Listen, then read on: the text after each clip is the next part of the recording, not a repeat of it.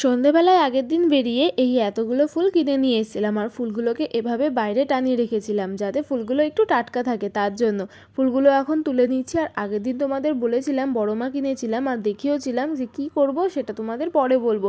এইবার এই ঠাকুরটাকে আমি ভালো করে পেপার দিয়ে মুড়ে নিয়ে তারপরে প্লাস্টিকের নিয়ে এখানে লাল ব্যাগে নিয়ে বেরিয়ে পড়েছি। যাচ্ছি এখন শিবধামে, দমদমে আছে সেই শিবধাম। তো সেখানে আমি বড় মাকে নিয়ে যাবো। আর চলো তোমাদের সঙ্গেও শেয়ার করি। আগের দিন সমস্ত জিনিসপত্র পুজোর কিনে নিয়েছিলাম, কিন্তু এই মিষ্টিটা কেনা হয়নি, কারণ মিষ্টি কিনে কোথায় রাখবো।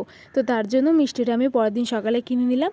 আর বুঝতে পারছি তোমাদের এই কয়েকদিন ধরে মিনি ভ্লগগুলো দেখতে অতটাও ভালো লাগছে না, কিন্তু হ্যাঁ, কথা দিচ্ছি এবার থেকে আবার ঠিকঠাক করে মিনি ভ্লগগুলো তোমাদের সঙ্গে শেয়ার করব। মিষ্টিটা কিনে সোজা চলে গেছিলাম টিকিট কাউন্টারে টিকিটটা কেটে নিতে। টিকিট কাউন্টারে গিয়ে টিকিট কেটে সাথে সাথে ট্রেন পেয়ে চলে এসেছি এখন দমদম। যদি এরকম অল্প অল্প সময় পুরো পৌঁছে যেতাম কতই না ভালো হতো।